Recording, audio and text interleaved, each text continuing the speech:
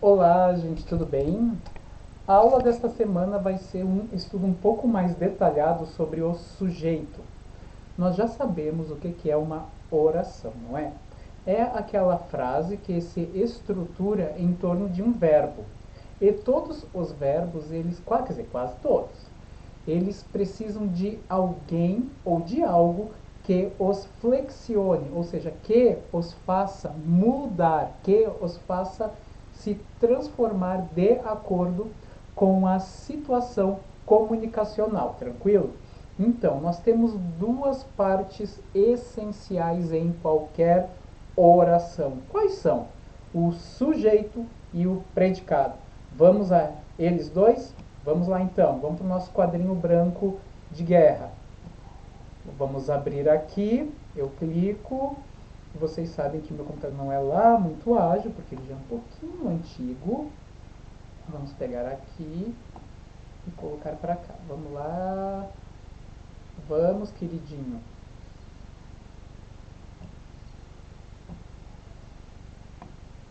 Aqui, isso. Vamos. Opa, cadê ele? Vamos à frase então. Vamos colocar: a chuva destelhou várias casas.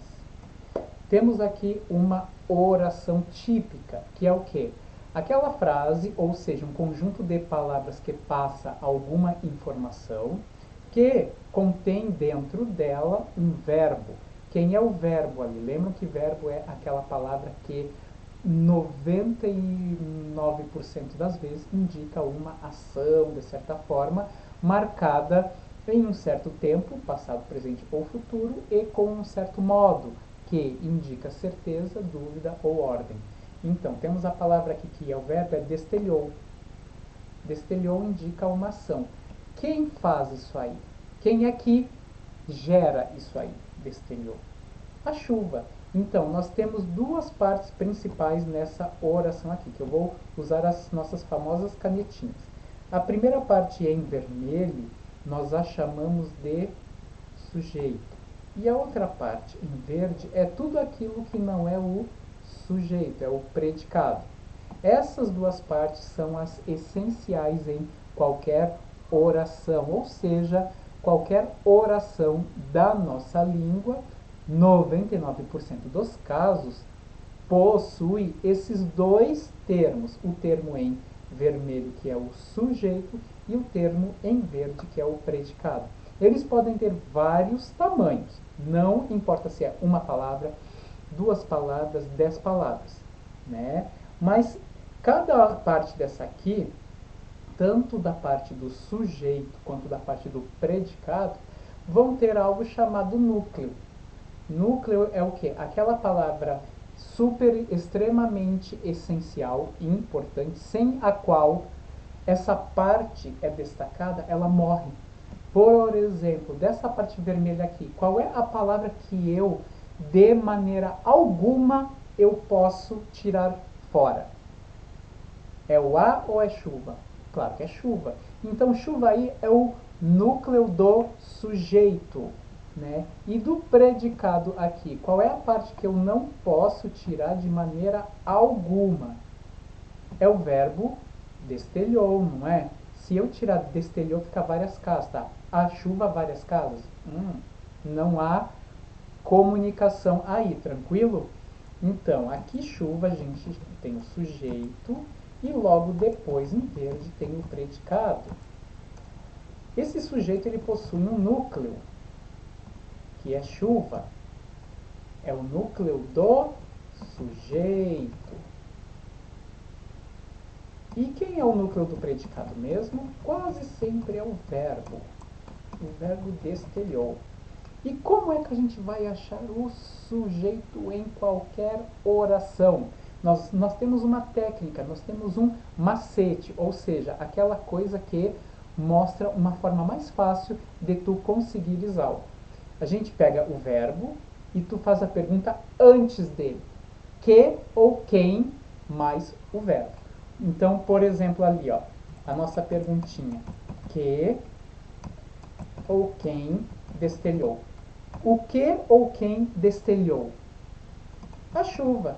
Portanto, chuva é o sujeito dessa frase. Sempre funciona dessa forma. Identifiquem o verbo, depois façam essa perguntinha maravilhosa antes dele, que sempre funciona. Assim, ó, a ordem normal é do sujeito é vir lá no início. Mas nós podemos colocar esse sujeito em qualquer parte da frase. E isso pode dar uma certa complicação na hora de encontrá-lo. Quer ver? Temos um ótimo exemplo, mas é bem complicadinho isso, hein? Vou colocar só um trechinho. Ouviram do Ipiranga as margens plácidas de um povo heróico, obrado, retumbante.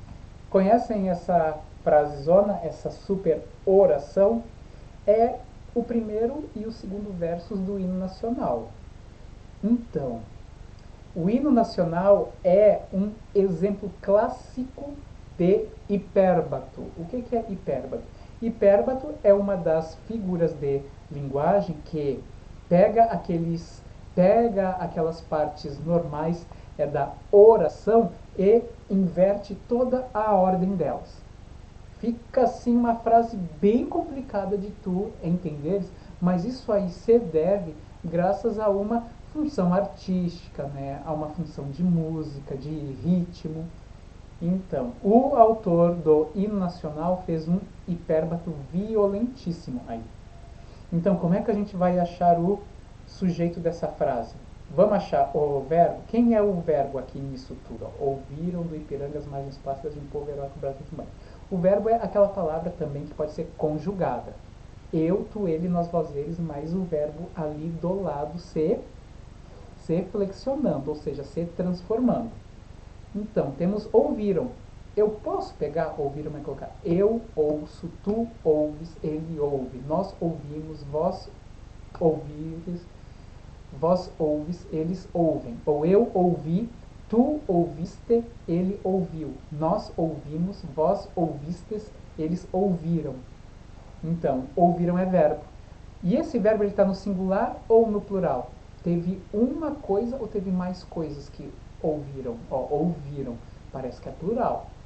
Várias coisas ou várias pessoas ouviram, né? Temos aí então o sujeito desse verbo certamente está no plural. Por quê? Porque o verbo obedece o sujeito em número. Certo que se o sujeito está no singular, o verbo fica no singular. Se o sujeito está no plural, o verbo fica no plural também. Então, ouviram. Isso vai demandar um sujeito plural. Quem ou que ouviram? Do Ipiranga? Não. Singular. As margens plácidas, aparece, as margens plácidas do Ipiranga ouviram. Encontramos então o sujeito. Vamos colocar de vermelho o sujeito para combinar aquilo lá em cima. O sujeito está todo quebrado aqui. E o predicado é tudo aquilo que sobra. Vocês estão vendo que o predicado aqui está cercando o sujeito. Tranquilo, gente? Estão vendo isso aqui? Então, as margens plácidas do Ipiranga, isso é o sujeito da frase. A palavra mais importante desse trecho em vermelho, sem a qual esse sujeito morre, é margens. Se eu tirar margens, fica tudo morto. Do Ipiranga plácidas. O quê? Terrível. Do Ipiranga as plácidas. Não, fica sem sentido. Se eu colocar margem, o verbo automaticamente fica no singular. A margem plácida do Ipiranga ouviu. Tranquilo? Então, sujeito é uma coisinha extremamente importante da frase que mostra onde que está a parte que comanda o verbo e que pode ser substituída, lembra na aula passada, sobre os núcleos, né, adjuntos, que o sujeito ele pode ser substituído por um pronome pessoal. Que nem assim, aconteceram coisas loucas na festa. Quem é o verbo aí? Aconteceram. Esse verbo está no plural. Então, se aconteceram, o que ou quem aconteceram? Coisas loucas. Isso é o sujeito. Porque se eu colocar na ordem normal, ó, fica assim, ó. Coisas loucas aconteceram na festa.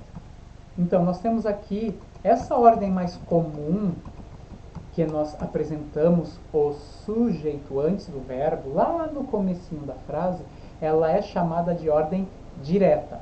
A ordem direta, ela é o quê? Aquela ordem mais comum de construção de uma oração em que se estabelece assim. Começa pelo sujeito, depois vem o verbo, depois vem os complementos do verbo e por último os adjuntos, que são aquelas coisas mais desnecessárias. Essa segunda oração aqui, ela está bem nessa ordem.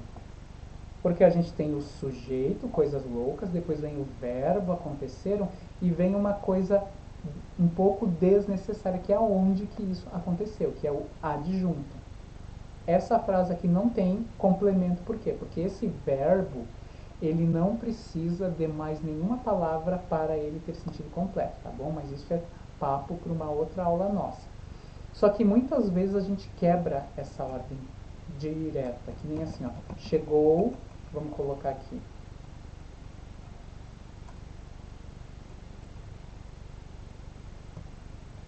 Chegou o aluno inteligente. Quem é o sujeito dessa frase? Vamos achar o verbo que ou quem chegou. Quem chegou? O aluno inteligente. E se eu colocar na ordem direta, como é que fica? Na ordem do sujeito lá no início. O aluno inteligente chegou. Aqui está fora da ordem direta, essa frase aqui, essa oração aqui, e a outra sim, ela está na ordem direta. E se eu colocar os alunos, se eu colocar no plural, ó, os alunos inteligentes chegarão. Então ali, ó, vocês estão vendo? Vamos colocar em vermelho o sujeito. Ó, os alunos inteligentes. O sujeito aqui também, o aluno inteligente. E o aluno inteligente, ó. O sujeito tem esse poder de comandar o número singular ou plural do verbo. Tranquilo? Ele pode vir lá no início da frase, aí nós temos a ordem direta, ou ele pode vir no meio ou também no fim. Tá bom? Então vamos ao nosso materialzinho ver o que nos reserva de atividade. Vamos lá. Ó, retomando o sujeito. O sujeito é alguém ou algo de quem ou do que se fala. Ele é o papo da conversa, entendeu? Aí tá ali no nosso material, ali, ó, a pergunta que ou quem antes do verbo, ó. Ana e Joaquim terminaram o namoro. Quem é o sujeito? Vamos achar o verbo? Terminaram. Que ou quem terminaram? Ana e Joaquim. Temos um sujeito aí com dois núcleos, porque são duas palavras extremamente indispensáveis nessa parte da oração, tranquilo? Né? Então a gente tem os tipos de sujeito de acordo com a quantidade de núcleos que aparece ali, ou se esses núcleos estão escondidos, ou se esses núcleos simplesmente não existem. Como, por exemplo, um fato, uma ação, sem ter um autor. Como, por exemplo, chove lá fora. Que ou que chove? A gente não sabe. Sim, isso simplesmente acontece. É algo sem um autor. Então aí a gente tem uma oração sem sujeito, ou também é chamado de sujeito inexistente. Mas vamos à classificação ali. Temos o sujeito determinado, quando o sujeito ele é identificado na oração. Ou seja, quando tu consegue ver quem é que ou quem fez alguma coisa, ou que ou quem é uma vítima de alguma coisa. Vamos então aos tipos de sujeito determinado. Vamos lá. Temos aqui, ó, Carlos viaja semanalmente. Quem é o sujeito dessa frase? Que ou quem viaja? Carlos. Então temos ali um sujeito simples. Por que é um sujeito simples? Porque tem apenas um único núcleo. Tranquilo? Né? Quem é o núcleo? Carlos. Esse sujeito tem apenas um núcleo. Tu pode colocar outras coisas em torno de Carlos. O afamado e querido Carlos viaja semanalmente. Por quê? Porque vai continuar tendo um único núcleo. Uma única palavra extremamente importante. Porque essas que eu coloquei aqui em torno são meros adjuntos. Ou seja, aquelas palavrinhas que se prendem a um núcleo com uma ideia acessória. Não é importante, porque se eu tirar Carlos aqui, esse sujeito morre. E é Carlos que está fazendo com que esse verbo viaja fique no singular. Então é um núcleo. Agora, se eu colocar, além do Carlos, colocar o amigo dele, Mário. Carlos e Mário, como é que vai ficar esse verbo aqui? Viajam semanalmente. Temos ali então, agora dois núcleos, Carlos e Mário. Quando a gente tem mais de um núcleo, nós vamos chamar de sujeito composto. A gente pode ter 2 núcleos, 3 núcleos, 5 núcleos, 10 núcleos, dependendo da força na mão ali do lápis, nós vamos ter os núcleos possíveis. Agora, se eu escrever assim, ó, viajei ontem. Quem ou que viajou? Eu. Só que o eu, ele está escrito ali na frase? Não. Ele é um tipo de sujeito que ele não está ali escrito de fato, mas tu sabes quem é que fez isso. Então, esse tipo de sujeito que ele não vem escrito, mas tu consegue identificá-lo, a gente chama de sujeito oculto. Aquele que está ali, mas ele não está escrito, mas tu consegue identificá-lo graças à terminação do verbo ou também graças ao contexto. Ó. Carlos viajou e encontrou amigos. Temos duas orações aqui. Vamos sublinhar para vocês verem. A primeira oração e a segunda oração. Quem é o sujeito da primeira? Carlos viajou. Quem ou que viajou? Carlos. Então aqui a gente tem sujeito simples, porque tem um único núcleo. Carlos é o núcleo daquele primeiro sujeito. Carlos viajou. Carlos é o sujeito e o viajou é o predicado. E na outra frase, quem encontrou amigos? Carlos. Só que o Carlos, nessa outra oração, ele não vem escrito. Ele está escondido. Por quê? Porque ele já foi dito antes, e aí tu consegues ver quem é o sujeito por causa do contexto. Né? Então a gente chama essa outra aqui de sujeito oculto, que é o Carlos também. Né? Só que ele não vem escrito ali na segunda frase. Entenderam?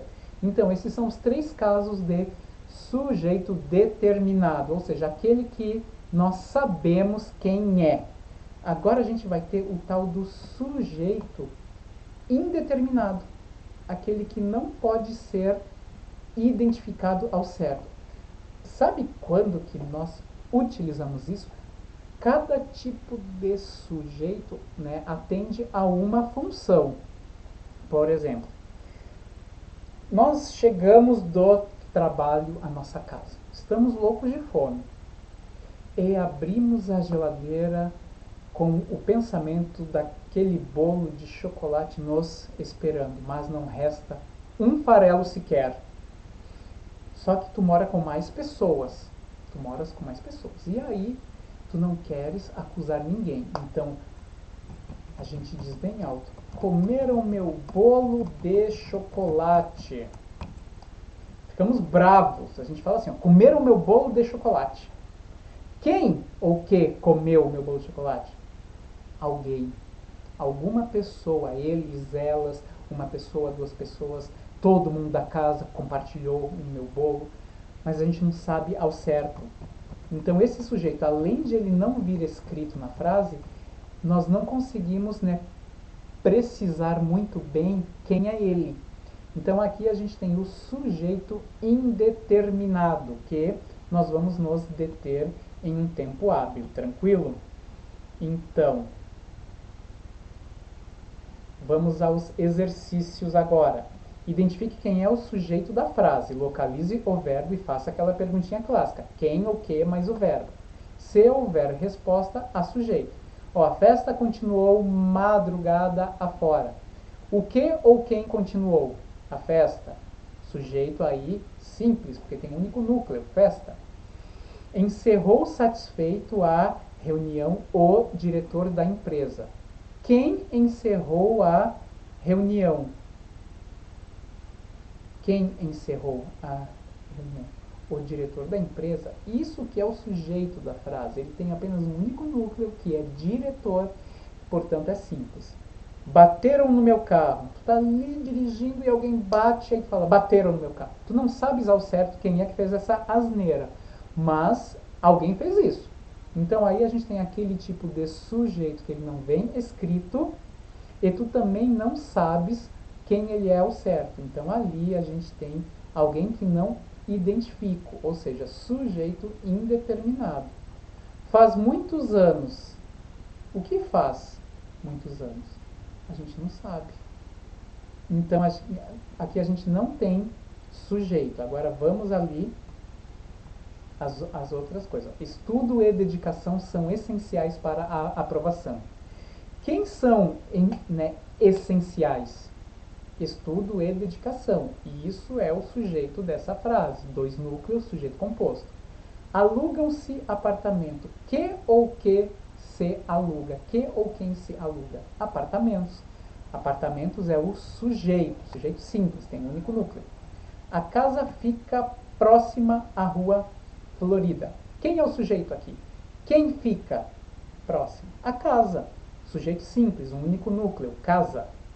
Tem muros altos. Quem tem muros altos? A casa, só que aí não vem escrito. Então aí tem sujeito oculto, aquele que não vem escrito, mas sabes quem é. Meus amigos e eu organizamos um evento jamais esquecido. Quem organizou o evento? Meus amigos e eu. Sujeito composto, dois núcleos, amigos, eu. Faz 2 anos que não vou a Brasília. Quem faz? A gente não sabe, é o tempo. Então aí é o sujeito inexistente, porque não há sujeito, é só uma ação, sem ter autoria para ela. A vida nos reserva grandes surpresas. O que reserva? A vida. Sujeito simples, pois tem um único núcleo, vida. Comentaram sobre os novos empreendimentos imobiliários. Que ou quem comentaram? Algumas pessoas, várias pessoas, 1, 2, 5, 10, 20 pessoas. O sujeito aí eu não sei ao certo quem é, portanto é sujeito indeterminado. Alguém que não conseguimos identificar. Começaram no inverno as danças folclóricas. O que começaram? As danças folclóricas. Sujeito é as danças folclóricas, sujeito simples, porque tem um único núcleo, danças. São ensaiadas todas as semanas. Quem são ensaiadas? As danças folclóricas. Só que nessa oração aí, ele vem escondido, mas facilmente identificado por meio do contexto.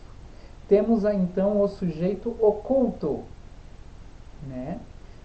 Leia o texto abaixo, observe que há 8 verbos sublinhados. A gente tem que destacar aqueles verbos sublinhados e também numerados ali, tá bom? Identifique o sujeito desse verbo. Furioso da Atena reage a Paulo Guedes e exige que ele sobreviva com cesta básica. José Luiz da Atena não ficou nada satisfeito com a alta dos preços da cesta básica do brasileiro. Quem ficou nada satisfeito? Que ou quem? José Luiz da Atena. E isso é o sujeito do verbo 1. Verbo 2. Ele mandou um recado a Paulo Guedes. Quem mandou? Ele. O ele ali é o sujeito do verbo 2. A produção do programa policial fez um levantamento de preços. Quem fez? A produção do programa policial. Isso é o sujeito do verbo 3. Tudo isso, ó. Tudo isso aqui é o sujeito do verbo 3. O, o núcleo aí é produção, por causa disso que esse verbo está no singular, porque o núcleo está no singular. O valor deixou o apresentador chocado. Quem deixou o apresentador chocado? O valor. E isso é o sujeito do verbo 4. Em resposta ao absurdo, ele mandou. Quem mandou? O sujeito do verbo 5, ele. Sem medo de represálias, ele desafiou o auxiliar. Vale ressaltar que não entrou na conta da pesquisa elaborada pela produção. Carne, frangos ou ovos, a famosa mistura. O que não entrou na conta da pesquisa? A famosa mistura. Vocês estão vendo que o sujeito está lá no final. E ele está no singular, por causa disso que o verbo 6 entrou, também está no singular. Tranquilo, gente? Essa aqui é um pouquinho mais difícil. Por quê? Porque vai demandar atenção na leitura de vocês. A cesta básica mais cara foi encontrada em Florianópolis. O que foi encontrada? A cesta básica mais cara. Esse aqui é o sujeito do verbo 7. As cidades com cestas básicas, com cestas mais baratas foram. O que foram? Que ou quem foram encontradas? As cidades com cestas mais baratas. O sujeito do verbo 8 é tudo isso aqui que está destacado. Está no plural, por quê? Porque o núcleo cidades está no plural. É o núcleo do sujeito que manda no verbo, quanto ao número. Aí vocês vão completar aí com tudo isso que eu falei. E tem a questão 9 e 10, que é interpretação de texto. O que significa a expressão rasgou o verbo sobre o assunto? Isso aí é o quê? Linguagem coloquial, aquela linguagem mais assim do dia a dia. Quando a gente rasga o verbo, quer dizer o quê? Mas a gente fala muito sobre alguma coisa. Tranquilo? Ó, quem é o auxiliar do Palácio do Planalto que o texto se refere? É o Paulo Guedes, que é o nosso infeliz ministro da Economia. Tranquilo, gente? Espero que tenham gostado da aula e um super beijo.